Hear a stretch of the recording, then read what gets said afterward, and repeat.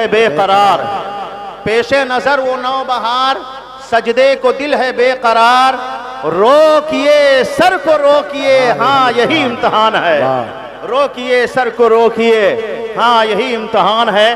سرکار اعلیٰ حضرت جب پہلی مرتبہ گئے حج کرنے کے لیے، مدینہ شریف پہنچے، مدینہ شریف میں جو بھی ان کو اپنا کام کرنا تھا کیے، ادب کے ساتھ حاضری دیے، تمنا تھی بارگاہ رسالت میں دیدار رسول ہو جائے، لیکن تمنا پوری نہیں ہوئی۔ جب دوسری مرتبہ حج کرنے کے لیے گئے تو ان کی تمنا تھی کہ رسول کریم صلی اللہ علیہ وسلم کی زیارت ہو جائے، تو انہوں نے وہاں پر لکھا تھا وہ سوئے لالا زار پھرتے ہیں، تیرے دن اے بہار پھرتے ہیں، تیرے دن اے بہار پھرتے ہیں۔ اب اعلیٰ حضرت سرکار اسی نعت کو لکھتے رہے وہ سوئے لالا زار پھرتے ہیں، تیرے دن اے بہار پھرتے ہیں۔ اب نیچے مقطع میں لکھتے ہیں کوئی کیوں پوچھے تیری بات رضا، کوئی کیا پوچھے تیری بات رضا۔ انہوں نے جو استعمال کیا تھا وہ لفظ یہ ہے، تجھ سے کتے ہزار پھرتے ہیں، تجھ سے کتے ہزار پھرتے ہیں، لیکن ہم چاہنے والے اعلیٰ حضرت کے ہیں تو ہم یہ پڑھ سکتے ہیں تجھ سے شیدہ ہزار پھرتے ہیں۔ خیر یہ نعت انہوں نے لکھا۔ اب بارگاہ رسالت میں سرکار اعلیٰ حضرت استغراق کے عالم میں ہوتے ہیں اور عشق رسالت موہ ہو جاتا ہے، عشق رسالت میں غرق ہو جاتے ہیں، پھر وہی نعت پڑھتے ہیں وہ سوئے لالا زار پھرتے ہیں، تیرے دن اے بہار پھرتے ہیں۔ آواز آتی ہے روضے رسول سے، اے احمد رضا اپنے سر کو اٹھاؤ، تو انہوں نے اپنے سر کو اٹھایا، دیکھا کہ حجرے رسول میں سرکار دو جہاں تاجدار مدینہ اپنے جسم و جسمانیات کے ساتھ جلوہ بار ہیں، اور اعلیٰ حضرت سرکار نے اپنی نگاہوں کو اٹھایا تو دیکھا کہ رسول کریم جلوہ بار ہیں، زیارت ہوتی ہے۔ اعلیٰ حضرت اسی مستی میں اسی عشق میں لکھتے ہیں تو زندہ ہے واللہ، تو زندہ ہے واللہ، میرے چشم عالم سے چھپ جانے والا۔ نعرہ تکبیر، نعرہ رسالت، جشن غوث الورا، عظمت رسول، ماشاءاللہ۔ اب اعلیٰ حضرت سرکار کہتے ہیں تو زندہ ہے واللہ، تو زندہ ہے واللہ، میری چشم عالم سے چھپ جانے والے۔ یا ایھا الذین آمنوا اتقوا اللہ، اے ایمان والو اللہ تعالیٰ سے ڈرو، وہ حق تقاتہ ولا تموتن الا وانتم مسلمون، جیسا کہ حق ہے اس سے ڈرنے کا، اور اس وقت تک نہ مرو جب تک پکے مسلمان نہ ہو جاؤ۔ مطلب کیا ہوا، ہم کو جو زندگی ملی ہے اسی زندگی میں ہم وہ کام کر ڈالیں کہ مرنے سے پہلے دنیا کے لوگ ہمارے کام کو دیکھ کر کہیں یہ پکا مسلمان ہے، یہ سچا مسلمان ہے، یہی سچا مومن ہے، یہی پکا مسلمان ہے۔ حضور تاج الشریعہ رحمت اللہ تعالی علیہ جب اپنے حیات میں تھے تو ان کو غیر فرقے والے اگرچہ نہیں مانتے تھے، لیکن جب ان کا وصال برحق ہوا، انتقال برحق ہوا، تو غیر فرقہ والے جب نام سنتے تھے، کون اختر رضا بریلی شریف والے، ارے وہ بریلی میں جن کے جنازے میں 3 کروڑ یا 2 کروڑ سے کم و بیش آدمی موجود تھے، ہاں وہ اختر رضا کی بات کر رہے، وہ تو ولی صفت آدمی تھے، یہ غیر فرقہ والے کہہ رہے ہیں۔ یعنی اس آیت کے حساب سے کہ ہم وہ کام کر ڈالیں اپنی زندگی میں کہ ہمارے انتقال کے بعد میں بھی لوگ کہیں کہ وہ سچا مسلمان تھا، وہ پکا مسلمان تھا، جیسا کہ حضور تاج الشریعہ کو غیر فرقہ والوں نے پکارا، وہ تو ولی صفت آدمی تھے، وہ تو ولی تھے، جیسا کہ حضور تاج الشریعہ نے رسول کریم سے عشق کیا تو عشق پر اللہ نے ان کو یہ عہدہ فائز کیا کہ بعض اوقات میں علماء حق نے اور اسلام کے ماننے والوں نے حضور تاج الشریعہ کو تمام القابات سے نوازا۔ بعض اوقات میں مدبر اسلام کے نام سے یاد کیا گیا، بعض اوقات میں محقق اسلام کے نام سے یاد کیا گیا، بعض اوقات میں پیر کامل کے نام سے یاد کیا گیا، بعض اوقات میں پیر ابن پیر کے نام سے یاد کیا گیا، بعض اوقات میں ولی ابن ولی کے نام سے یاد کیا گیا، بعض اوقات میں شیخ الاسلام کے نام سے یاد کیا گیا، بعض اوقات میں تاج المسلمین کے نام سے یاد کیا گیا، اور سب سے زیادہ جو شہرت ان کو جس القاب سے جس لقب سے ملا وہ حضور تاج الشریعت کے نام سے یاد کیا جاتا ہے۔ وہی علامہ اختر رضا خان ازہری رحمت اللہ تعالی علیہ نے بارگاہ رسالت میں ایک تمنا پیش کیا تھا اور لکھا تھا، داغے فرقت طیبہ قلب مزمحل جاتا، کاش گنبد خضرا دیکھنے کو مل جاتا، کاش گنبد خضرا دیکھنے کو مل جاتا۔ حضور تاج الشریعہ کا یہ شعر اللہ کی بارگاہ میں اتنا مقبول ہوا کہ ان کو مدینہ شریف پہنچنے کا موقع ملتا ہے۔ جب وہ موقع پر پہنچتے ہیں اور وہاں پر مدینہ شریف میں رہتے ہیں تو مدینہ شریف میں 8 دن میں 40 وقت کی نمازوں کو پڑھنے کے بعد وہ رخصتی ہونے لگتی ہے۔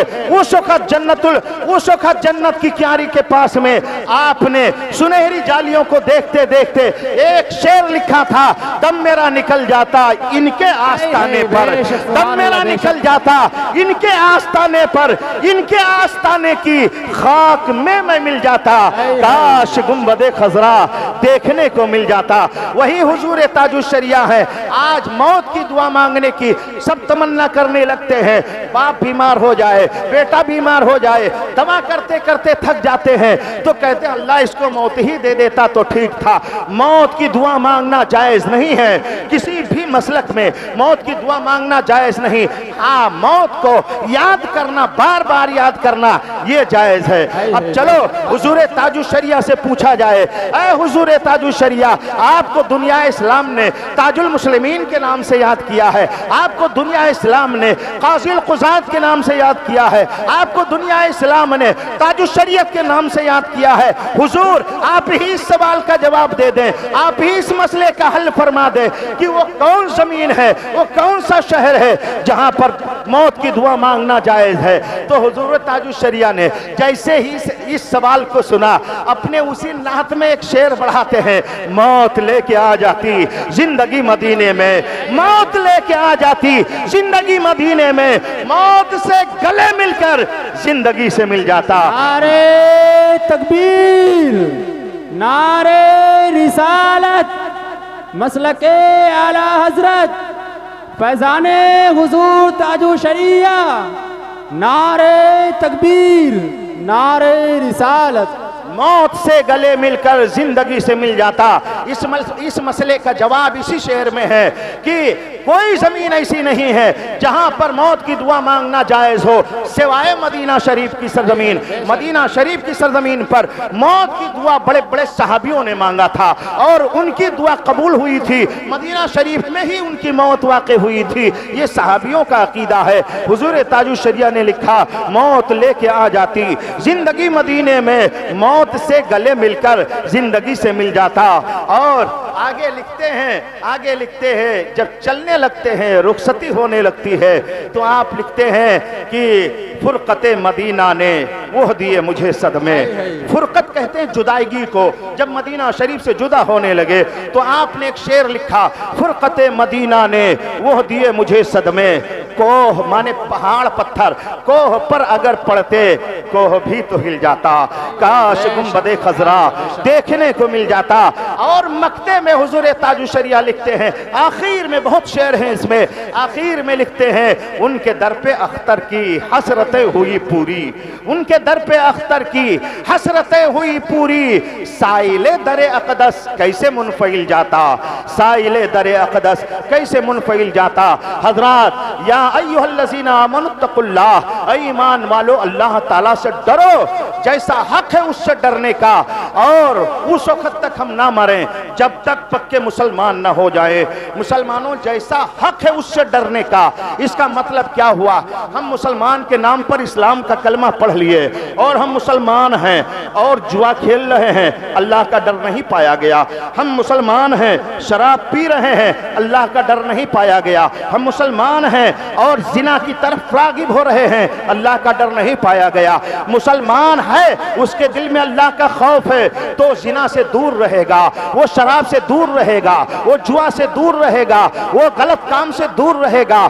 جو اللہ کا خوف اپنے دل میں جو شخص اپنے دل میں بسا لے گا وہ ہر ناجائز فعل سے دور رہے گا۔ نہ کہ ہم برائے نام مسلمان ہیں اور اللہ سے ڈرتے ہیں اور پہنچ گئے شراب خانے میں، اللہ سے ڈرتے ہیں زنا کی طرف پہنچ گئے، اللہ سے ڈرتے بھی ہیں اور غلط کام کی طرف پہنچ گئے، تو یہ اللہ کا ڈر یہ آپ کے دل میں نہیں مانا جائے گا۔ اللہ سے ڈرنے والا کبھی نماز نہیں چھوڑے گا، اللہ سے ڈرنے والا کبھی 5 وقتہ نمازوں کو نہیں بھولے گا۔ اللہ کا خوف جس کے دل میں ہوگا وہ 5 وقتہ نمازی ہوگا، اللہ کا خوف جس کے دل میں ہوگا رسول اللہ کا عشق بھی اس کے دل میں ہوگا، اور جس کے دل میں اللہ کا خوف نہیں ہوگا وہی بددین ہو سکتا ہے، وہی گمراہ بددین ہو سکتا ہے۔ مسلمانوں، یہ شادی کے سلسلے میں پروگرام منسوب ہے، پروگرام کی نسبت ایک شادی کی طرف ہے۔ ہمارے آپ کے مخبر صادق نبی آخر الزمان صلی اللہ تعالی علیہ وآلہ وسلم نے اپنے موجودگی میں اپنی بیٹی فاطمہ زہرا کا نکاح حضرت مولائے کائنات علی مرتضی شیر خدا حیدر کرار رضی اللہ تعالی عنہ کے ساتھ میں منعقد کیا تھا۔ اب حضرت علی کا نکاح حضرت فاطمہ زہرا کے ساتھ میں منعقد ہوتا ہے، اور کس طرح سے ہوتا ہے آج جوان کے سامنے اعلان کر دیا جائے، اے جوان تیری شادی حضرت علی کے سنت کے مطابق حضرت فاطمہ زہرا کے سنت کے مطابق ہوگی، تو آج کا جوان اپنے معافی ضمیر کو بیچ دے گا، اپنی معافی ضمیر کو اڑا دے گا اور کہہ دے گا ہم کسی کی بات کو نہیں مانیں گے۔ حضرت علی کی سنت کیا تھی کہ صرف نکاح ہو گیا مسجد میں اور چلنے کے لیے ایک صحابی نے ان کو گھر دے دیا، یہ ہم رہنے کے لیے گھر دے دیا اور چند چیزیں رسول اللہ نے دے دیا۔ جب اس کو جہیز میں سنے گا تو جوان شادی کے لیے تیار نہیں ہوگا۔ آج کا جوان اگر علی پاک کی شادی کی سنت کو اپنا لے تو وہ دنیا میں محتاج نہیں ہوگا نہ تو آخرت میں محتاج ہوگا۔ وہ علی کی شادی کس طرح سے ہوئی؟ حضرت علی نے 8 سال کی عمر میں نبی کا کلمہ پڑھ لیا تھا، رسول اللہ کے اعلان پر آپ نے ایمان قبول کر لیا تھا، اب پوری زندگی نبی کے ساتھ میں رہ گئے، دوسری جگہ نہیں گئے۔ علی نے کوئی کمائی نہیں کیا، علی نے کوئی جائیداد نہیں پیدا کیا، علی نے کوئی جائیداد نہیں بنائی، کوئی مال نہیں اکٹھا کیا، نبی کے ساتھ میں رہ گئے۔ اس سے قبل کی ابو بکر و عمر حضرت شیخین کریمین نے فاطمہ زہرا کے نکاح کے لیے آپ نے ایک پیغام بھیجا تھا، نبی نے انکار کر دیا تھا۔ نبی عالم الغیب پیغمبر وہ خوب جان رہے تھے، سرکار اعلیٰ حضرت نے اسی لیے تو لکھا ہے اور کوئی غیب کیا تم سے نہا ہو بھلا، جب نہ خدا ہی چھپا تم پہ کروڑوں درود۔ ہمارے نبی کو سب معلوم تھا کہ ابو بکر کا پیغام تو آیا ہے، لیکن مجھے علم ہے کہ ابو بکر کی بیٹی میرے نکاح میں آنے والی ہے اور عمر کی بیٹی میرے نکاح میں آنے والی ہے، یہ کیسے ہو سکتا ہے؟ پیغام نہیں قبول کیا۔ درحال کی کچھ دنوں کے بعد میں حضرت علی اور حضرت فاطمہ کے ساتھ میں نکاح کو منعقد کرنے کا ارادہ کیا، اور نبی کونین صلی اللہ علیہ وسلم نے نکاح منعقد بھی کر دیا۔ فاطمہ زہرا سے نبی نے فرمایا، اے میری بیٹی خاتون جنت، میں اپنے خاندان میں جس کو سب سے بہتر جانتا ہوں اس کے ساتھ میں تمہارا نکاح کرنا چاہتا ہوں، کیا تم راضی ہو؟ فاطمہ زہرا نے عرض کیا تھا، ابا حضور، بابا حضور، میں راضی ہوں۔ ایک روایت میں ایسا ہی ہے اور مستند کتاب کی روایت ہے کہ رسول نے فرمایا راضی ہو؟ فاطمہ زہرا نے عرض کیا یا رسول اللہ ہاں میں راضی ہوں۔ نکاح منعقد کیا جاتا ہے۔ آپ کے نکاح میں یہ بیان کرنے والے بیان کرتے ہیں، واقعہ بیان کر دیتے ہیں کہ فاطمہ زہرا نے عرض کیا تھا کہ اے بابا، آپ میرے نکاح میں جو مہر رکھیں اپنی امت کی بخشش میرے نکاح میں رکھ دیں۔ یہ واقعہ ہے، واقعہ کبھی کبھار واقعہ غلط ہوتا ہے، کبھی کبھار تاریخ غلط ہوتی ہے، اس کو بہت اچھی طریقے سے نہ مانا جائے۔ رسول کریم نے کیا رکھا کیا تھا مہر میں؟ اپنی بیٹی کے مہر میں رسول کریم صلی اللہ علیہ وسلم نے اپنی بیٹی کے مہر میں 400 مسکال چاندی رکھا تھا۔ 400 مسکال چاندی، یہ حدیث کے الفاظ ہیں۔ جو حدیث ہوتی ہے وہ کبھی غلط نہیں ہوتی ہے، واقعہ یا تاریخ غلط ہو جایا کرتی ہے بعض اوقات میں، اور بعض اوقات میں واقعہ صحیح بھی ہوتا ہے، تاریخ صحیح بھی ہوتی ہے۔ تو حدیث میں 400 مسکال چاندی رسول کریم نے اپنی بیٹی کے نکاح میں منعقد کیا، اور جب نکاح ہو گیا فاطمہ زہرا کو نبی کونین نے رخصت کرنا چاہا۔ اسی مجمع میں، اسی محفل میں، اسی مجلس میں ایک صحابی رسول اٹھے اور عرض کرتے ہیں یا رسول اللہ، علی نے تو 8 سال کی عمر میں ایمان قبول کر لیا تھا آپ پر، اور جب سے ایمان قبول کیا تب سے آپ کا ساتھ نہیں چھوڑا۔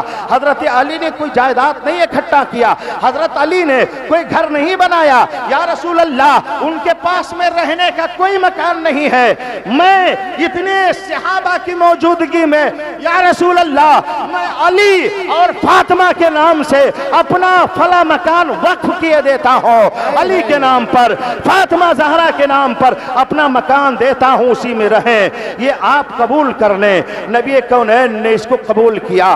اب اسی مکان میں حضرت علی کو، حضرت فاطمہ زہرا کو رخصت کیا۔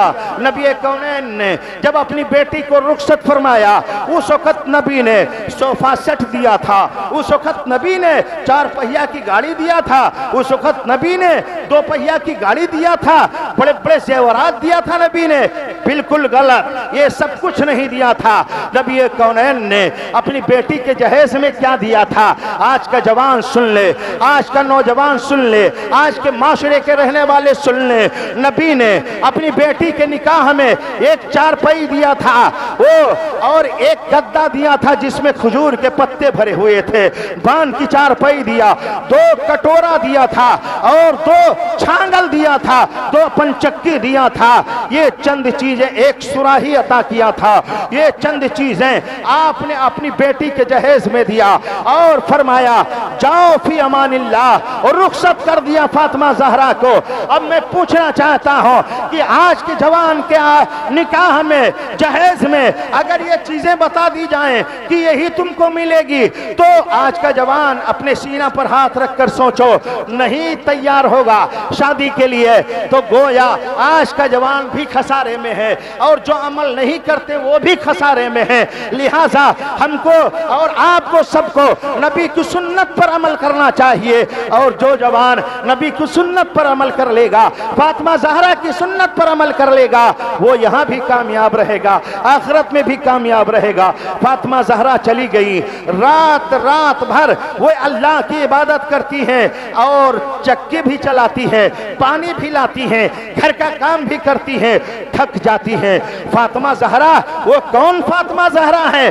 فاطمہ زہرا وہ جنہوں نے کبھی نماز نہیں چھوڑا، فاطمہ زہرا وہ جنہوں نے کبھی روزہ نہیں چھوڑا، فاطمہ زہرا وہ جو کبھی زندگی میں ناپاک نہ ہوئی ہو، وہ فاطمہ زہرا ہے، کبھی زندگی میں ان کو ناپاکی نہیں آئی۔ وہ فاطمہ زہرا پوری رات اللہ کی عبادت کر رہی ہے، ایک فرائض الہیہ پڑھنے کے بعد میں نوافل عبادت میں، اللہ کی عبادت میں پوری رات گزار دیتی ہیں۔ ایک سجدہ فاطمہ زہرا نے کیا، اور سجدہ نہیں ختم ہوا کہ رات ختم ہو جاتی ہے۔ فاطمہ زہرا نے اللہ کی بارگاہ میں عرض کیا تھا، اے اللہ تو نے کیسی چھوٹی راتیں بنائی ہے کہ فاطمہ ایک سجدہ کرتی ہے اور سجدے سے سر نہیں اٹھا پاتی ہے کہ تیری رات ختم ہو جاتی ہے۔ اے اللہ کوئی لمبی رات عطا کر دے، کوئی لمبی رات بنا دے۔ تو قرآن مقدس کی آیت نازل ہوئی تھی، والذین یبیتون لربہم سجدا وقیاما، جس نے بھی چھوٹے مختصر سے ٹائم میں، چھوٹے سے ٹائم میں، رات کے حصے میں تھوڑی سی عبادت کیا تو اس کو پوری رات کی عبادت کا ثواب ملے گا، اس کو پوری رات کی عبادت کا ثواب ملے گا۔ مسلمانوں، ان تمام حدیثوں پر ہم کو آپ کو عمل کرنے کی ضرورت ہے۔ آج کا مسلمان اسلام میں رہ کر کے سنت نبوی پر عمل نہیں کرتا ہے، سنت فاطمہ زہرا پر عمل نہیں کرتا ہے، حضرت علی کی سنت پر عمل نہیں کرتا ہے۔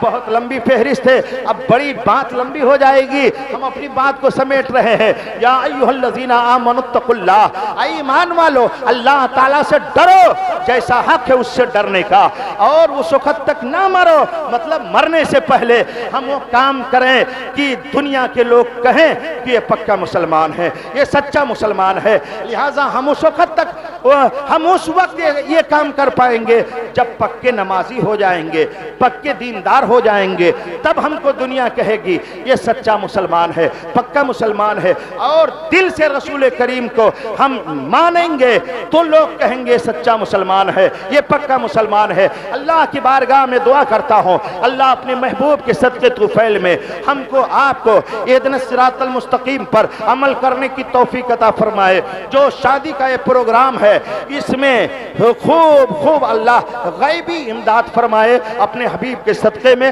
دولہا دلہن کو تا دیر زندگی گزارنے کی توفیق عطا فرمائے۔ استغفر اللہ ربی من کل ذنب و اتوب الیہ، لا الہ الا اللہ محمد رسول اللہ صلی اللہ تعالی علیہ وآلہ وسلم۔